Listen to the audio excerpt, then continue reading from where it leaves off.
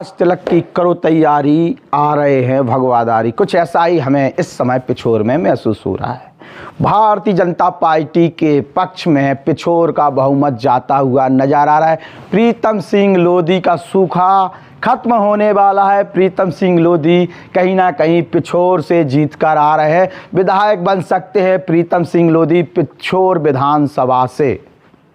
लोधी समाज और सर्व समाज की मेहनत कहीं ना कहीं रंग ला रही है। एक लंबे कार्यकाल के बाद केपी सिंह के, जैसे केपी सिंह वहाँ से जाते हैं, परिवर्तन की आहट तेज हो जाती है और अब वो परिवर्तन कहीं ना कहीं वोटरों के माध्यम से भी देखने को मिल रहा है। ये मेरे व्यक्तिगत विचार हो सकते हैं, वहाँ की जो स्थितियाँ समझ में आने उससे मेरी बात, उस हिसाब से मैं अपनी बात बोल रहा हूँ। लोगों से बात की उसके हिसाब से बात कर रहे हैं। जो केपी सिंह के समर्थक हैं वो भी अंदर खाने बात करने लगे हैं कि हाँ, हो सकता है प्रीतम सिंह लोधी जीत जाए। लेकिन वहीं जो पुराने कांग्रेसी हैं, जो हर बार चुनाव को देखते हैं और पिछले 2 बार से यही माहौल बनता है कि प्रीतम लोधी जीत रहे हैं और चुनाव परिणाम में कांटे की टक्कर होते होते ऐन मौके पर वो हार जाते हैं। ऐसी चीज़ें आई हैं। लेकिन इस चुनाव में बॉडी लैंग्वेज कुछ बदली है।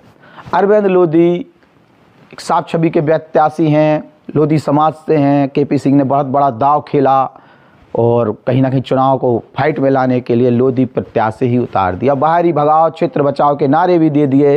लेकिन पंजाब सिंह की मेहनत, प्रीतम सिंह की मेहनत, उनके समर्थकों की मेहनत, उनके साथ जुड़े हुए लोगों की मेहनत कहीं ना कहीं चुनाव परिणामों में देखने को मिल सकती है और पिछोर से प्रीतम सिंह लोधी जीत सकते हैं। हाँ, ये जरूर कहा जा सकता है कि स्वर्गीय स्वामी जी ने कहा था कि केपी सिंह को कोई नहीं हरा पाएगा। अगर मैंने नहीं हराया तो अब की बार अगर पिछोर में परिवर्तन भी हो रहा है तो केपी सिंह को जो है पिछोर में लोधी समाज के व्यक्ति ने नहीं हरा पाया। ये स्पष्ट तौर पर देखने को मिलेगा ही।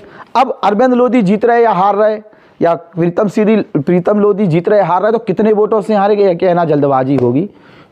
हम ये जरूर कह रहे हैं कि प्रीतम लोधी जीत कर आ रहे हैं और लगभग ज़्यादा वोटों नहीं, लेकिन जीत हार का अंतराल की अगर हम बात करते हैं, अगर कांटे की टक्कर है और जो अंडर करंट केपी सिंह का दौड़ा है वो कुछ काम किया है, वहाँ पर अंडर करंट दौड़ा है और लास्ट में जो कुछ प्रीतम लोधी के लोगों द्वारा कुछ गलत चीज़ें हुई हैं उसका परिणाम, अगर कुछ अंदर खाने करंट दौड़ता है और परिणाम आते हैं तो थोड़ा सा नुकसान प्रीतम लोधी को हो सकता है। लेकिन कांटे की टक्कर के साथ प्रीतम लोधी बहुमत लेकर आ रहे हैं।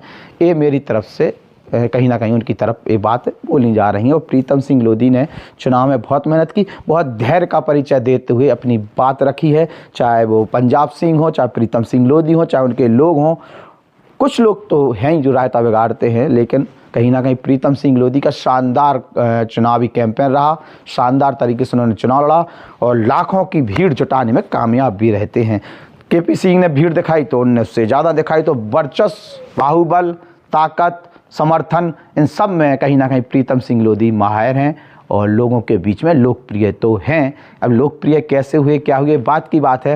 लेकिन ब्राह्मणों का भी समर्थन कुछ मिला है और उसके कारण कहीं दूसरे को नुकसान हो रहा होगा। लेकिन यहाँ प्रीतम सिंह लोधी चुनाव जीतकर आ रहे हैं और कुछ ही दिन रह गए हैं। आप लोग अपने विचार कमेंट बॉक्स में रख दीजिएगा, कैसी स्थिति है, क्या है, प्रीतम सिंह लोधी कितने बहुमत से जीतकर आ रहे हैं और कैसा उनका चुनावी परिणाम होगा, क्या उनका चुनावी कैंपेन रहा, कौन से मुद्दे रहे। जितने विचार हों सब लिख दीजिए। आखिरी बार चूँकि पिछोर के इस चुनाव को लेकर हम लोग अपनी बात रखी है, अब सीधे परिणामों पर चर्चा होगी। नमस्कार।